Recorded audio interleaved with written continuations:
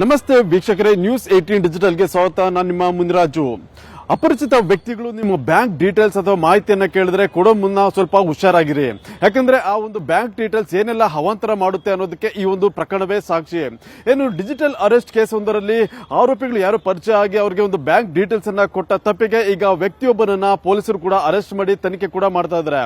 ಅಂದಾಗೆ ಈತ ಕೊಟ್ಟಿದ್ದು ಕೇವಲ ತನ್ನ ಬ್ಯಾಂಕ್ ಡೀಟೇಲ್ಸ್ ಮತ್ತೆ ಅದಕ್ಕೆ ಸಂಬಂಧಪಟ್ಟಂತ ಕೆಲವು ಮಾಹಿತಿಯನ್ನ ಶೇರ್ ಮಾಡ್ಕೊಂಡಿದ್ದ.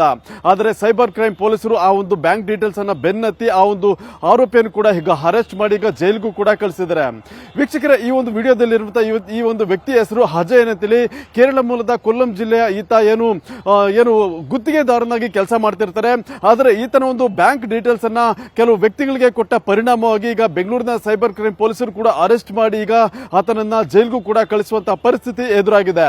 ಅಂದಾಗೆ ಈ ಒಂದು ಪ್ರಕರಣದಲ್ಲಿ ಆರೋಪಿಯನ್ನು ಈತ ಏನಿದ್ದಾನೆ, ಈತ ಒಂದು ದುಬೈ ಮೂಲದ ಕೆಲವು ಡಿಜಿಟಲ್ ಅರೆಸ್ಟ್ ಆರೋಪಿಗಳೇನಿದ್ರೆ ಅವರ ಜೊತೆ ಒಂದು ಸಂಪರ್ಕಕ್ಕೆ ಸಿಕ್ಕಿ ಕೆಲವು ಮ್ಯೂಲ್ ಅಕೌಂಟ್ಗಳ ಒಂದು ಮಾಹಿತಿಯನ್ನು ಕೂಡ ಶೇರ್ ಮಾಡ್ಕೊಂಡಿರ್ತಾನೆ. ಈ ಒಂದು ವಿಚಾರಕ್ಕೆ ಸಂಬಂಧಪಟ್ಟಂತೆ ಪೊಲೀಸರು ಏನು ಡಿಜಿಟಲ್ ಅರೆಸ್ಟ್ ನ ಒಂದು ಕೇಸ್ ನ ತನಿಖೆಯನ್ನು ಕೂಡ ಮಾಡ್ತಾ ಇದ್ರು. ನಂತರ ಆ ಒಂದು ಕೇಸ್ ಇನ್ವೆಸ್ಟಿಗೇಷನ್ ಸಂದರ್ಭದಲ್ಲಿ ಈ ಒಂದು ನಕಲಿ ಖಾತೆಗಳ ಬಗ್ಗೆ ಒಂದು ಮಾಹಿತಿ ಕೂಡ ಸಿಗುತ್ತೆ. ನಂತರ ಈ ಒಂದು ಖಾತೆಗಳನ್ನ ಹಂಚಿಕೆ ಮಾಡಿದಂತವರು ಮತ್ತೆ ಈ ಒಂದು ಖಾತೆ ಯಾರಿಗೆ ಸೇರಿದ್ದು ಅಂತೇಳಿ ಒಂದು ಪೊಲೀಸರು ಇನ್ವೆಸ್ಟಿಗೇಷನ್ ಅನ್ನ ಮಾಡಿದಾಗ ಈ ಒಂದು ಕೇರಳ ಮೂಲದ ಒಂದು ಆರೋಪಿಯ ಮಾಹಿತಿ ಕೂಡ ಸಿಕ್ಕಿತ್ತು. ಕೂಡಲೇ ಪೊಲೀಸರು ಈ ಒಂದು ಆರೋಪಿಯ ಬೆನ್ನತ್ತಿ ಆತನನ್ನ ಕರೆತಂದು ವಿಚಾರಣೆ ಕೂಡ ಮಾಡಿದರೆ ಈ ಒಂದು ಸಂದರ್ಭದಲ್ಲಿ ಏನು ಈತ ತನ್ನ ಬ್ಯಾಂಕ್ ಖಾತೆಯ ಒಂದು ವಿವರಗಳನ್ನ ಏನು ದುಬೈನಲ್ಲಿರುವಂತಹ ಕೆಲವು ಡಿಜಿಟಲ್ ಅರೆಸ್ಟ್ ಗ್ಯಾಂಗ್ ಏನಿದೆ ಆ ಒಂದು ಗ್ಯಾಂಗ್ ಜೊತೆ ಒಂದು ಶೇರ್ ಮಾಡ್ಕೊಂಡಿರ್ತಾರೆ. ನಂತರ ಅವರು ಕೂಡ ಈ ಒಂದು ಬ್ಯಾಂಕ್ ಖಾತೆಯನ್ನ ದುರ್ಬಳಕೆ ಮಾಡಿಕೊಂಡು ಇದಕ್ಕೆ ಏನು ಲಕ್ಷಾಂತರ ರೂಪಾಯಿ ಹಣದ ಟ್ರಾನ್ಸಾಕ್ಷನ್ ಮಾಡೋದು ಮತ್ತೆ ಅದನ್ನ ಬೇರೆ ಖಾತೆಗಳಿಗೆ ಒಂದು ವರ್ಗಾವಣೆ ಮಾಡುವಂತ ಕೆಲಸವನ್ನು ಕೂಡ ಮಾಡ್ಕೊಂಡಿದ್ರು. ಈ ಒಂದು ಆರೋಪಿಯ ಒಂದು ಖಾತೆಯಿಂದಲೂ ಕೂಡ ಹಣ ಟ್ರಾನ್ಸಾಕ್ಷನ್ ಆಗಿರೋದು ಕೂಡ ಗೊತ್ತಾಗಿರುತ್ತೆ.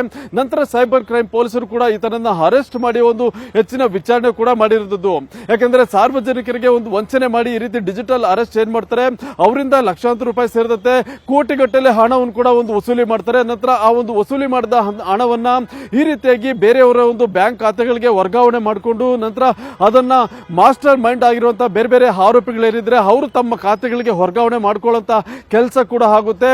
ಇದರಿಂದಾಗಿ ಏನು ಬ್ಯಾಂಕ್ ಖಾತೆಗಳನ್ನು ಕೊಟ್ಟಂತ ಅಮಾಯಕ ಪ್ರಜೆಗಳಿರ್ಬೋದು ಮತ್ತೆ ಸಾರ್ವಜನಿಕರೇನಿದ್ರೆ ಅವರು ಕಾನೂನು ಸಂಕಷ್ಟಕ್ಕೆ ಈಡಾಗುವಂತ ಪರಿಸ್ಥಿತಿ ಕೂಡ ಎದುರಾಗುತ್ತೆ.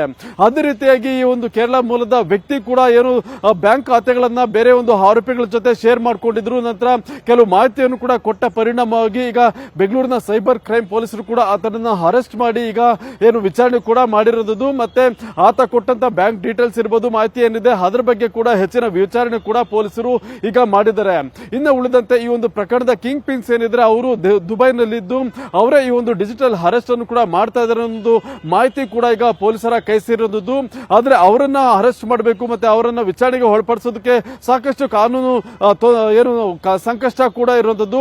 ಯಾಕಂದ್ರೆ ಈ ಒಂದು ಕಿಂಗ್ ಪಿನ್ಸ್ ಎಲ್ಲರೂ ಕೂಡ ಒಂದು ದುಬೈನಲ್ಲೇ ಕುಳಿತು ದೆಹಲಿ ಸೇರಿದಂತೆ ಬೆಂಗಳೂರು ಹಾಗೂ ದೇಶಾದ್ಯಂತ ಈ ರೀತಿ ಡಿಜಿಟಲ್ ಅರೆಸ್ಟ್ ಅನ್ನು ಮಾಡಿ ಅಮಾಯಕ ಜನರನ್ನ ಬೆದರಿಕೆ ಹಾಕುವಂಥದ್ದು ಮತ್ತೆ ಅವರ ಬಳಿ ಕೋಟ್ಯಾಂತರ ರೂಪಾಯಿ ಹಣ ವಸೂಲಿ ಮಾಡುವಂತ ಕೆಲಸವನ್ನು ಕೂಡ ಮಾಡ್ತಾ ಇದ್ದಾರೆ. ಆದ್ರೆ ಈ ಒಂದು ಹಣವನ್ನ ಏನು ವಸೂಲಿ ಮಾಡ್ತಾರೆ ಅದನ್ನ ಈ ರೀತಿಯಾಗಿ ಸಾಮಾನ್ಯ ವ್ಯಕ್ತಿಗಳ ಒಂದು ಬ್ಯಾಂಕ್ ಖಾತೆಗಳಿಗೆ ಟ್ರಾನ್ಸಾಕ್ಷನ್ ಮಾಡ್ತಾರೆ ಮತ್ತೆ ಅದನ್ನ ಅಲ್ಲಿಂದ ದುಬೈಗೆ ವರ್ಗಾವಣೆ ಮಾಡುವಂತ ಕೆಲಸ ಕೂಡ ನಡೆಯುತ್ತೆ. ಆದ್ರೆ ಈ ಒಂದು ಇಲ್ಲಿ ಇರುವಂತಹ ಒಂದು ವ್ಯಕ್ತಿಗಳೇನಿದ್ರೆ ಇವರು ಕಮಿಷನ್ ಆಸೆಗೋಸ್ಕರ ಈ ರೀತಿಯಾಗಿ ಬ್ಯಾಂಕ್ ಖಾತೆ ವಿವರಗಳನ್ನು ಕೂಡ ನೀಡ್ತಾ ಇರೋದು ಕೂಡ ಗೊತ್ತಾಗಿರೋದು. ಆದ್ರಿಂದ ಸಾರ್ವಜನಿಕರು ಕೂಡ ಅಷ್ಟೇ ಯಾವುದೇ ಅಪರಿಚಿತ ವ್ಯಕ್ತಿಗಳಾಗ್ಲಿ ಅಥವಾ ಯಾವುದೇ ಗ್ಯಾಂಗ್ಸ್ಟರ್ಗಳಾಗ್ಲಿ ಕಮಿಷನ್ ಆಮಿಷ ಒಡ್ಡಿ ಒಂದು ತಮ್ಮ ಬ್ಯಾಂಕ್ ಖಾತೆಗಳನ್ನ ಏನು ವಿವರನ್ನ ಪಡಿತಾರೆ ಅಂತವ್ರಿಗೆ ತಮ್ಮ ಡೀಟೇಲ್ಸ್ ಅನ್ನ ಕೊಡೋ ಮುನ್ನ ನೀವು ಸ್ವಲ್ಪ ಎಚ್ಚರಿಕೆ ವಹಿಸೋದು ಈಗ ಅನಿವಾರ್ಯ ಆಗಿದೆ. ಏನೋ ಒಂದು ಸ್ವಲ್ಪ ಕಮಿಷನ್ ಹಣ ಬರುತ್ತೆ ಅಥವಾ ಕಮಿಷನ್ ಕೊಡ್ತಾರೆ ಅಂತೇಳಿ ತಮ್ಮ ಬ್ಯಾಂಕ್ ಖಾತೆ ಇರ್ಬೋದು ಅಥವಾ ವಿವರಗಳನ್ನ ನೀವೇನಾದ್ರೂ ಶೇರ್ ಮಾಡ್ಕೊಂಡ್ರೆ ಈ ರೀತಿಯಾಗಿ ಅಪರಾಧ ಕೃತ್ಯಗಳು ಕೂಡ ಅದನ್ನ ಬಳಕೆ ಮಾಡಿಕೊಂಡು ನಂತರ ಕಾನೂನು ಕುಡಿಕೆಯಲ್ಲಿ ನೀವು ಕೂಡ ಫೈಟ್ ಮಾಡಬೇಕಾದಂತ ಪರಿಸ್ಥಿತಿ ಎದುರಾಗುತ್ತೆ. ಇದು ಇವತ್ತಿನ ವಿಶೇಷ. ಇದೇ ರೀತಿಯ ಸುದ್ದಿಗೋಸ್ಕರ ನೋಡ್ತಾ ಇರಿ ನ್ಯೂಸ್ 18 ಡಿಜಿಟಲ್ ಕನ್ನಡ. ನಿರ್ಭೀತ, ನಿಷ್ಪಕ್ಷಪಾತ, ವಿಶ್ವಾಸಾರ್ಹ ಸುದ್ದಿಗಳಿಗೆ ಹೆಸರಾಗಿರುವ ನ್ಯೂಸ್ 18 ಕನ್ನಡ ಈಗ ಆಪ್ನಲ್ಲೂ ಲಭ್ಯವಿದೆ. ದಯವಿಟ್ಟು ಇಲ್ಲಿರುವ QR ಕೋಡ್ನ ಸ್ಕ್ಯಾನ್ ಮಾಡಿಕೊಂಡು ಆಪ್ ಡೌನ್ಲೋಡ್ ಮಾಡೋದಕ್ಕೆ ಮರಿಬೇಡಿ. ನಿಮ್ಮ ಬೆಂಬಲ ಹೀಗೆ ಸದಾ ನಮ್ಮೊಂದಿಗಿರಲಿ. ಧನ್ಯವಾದ.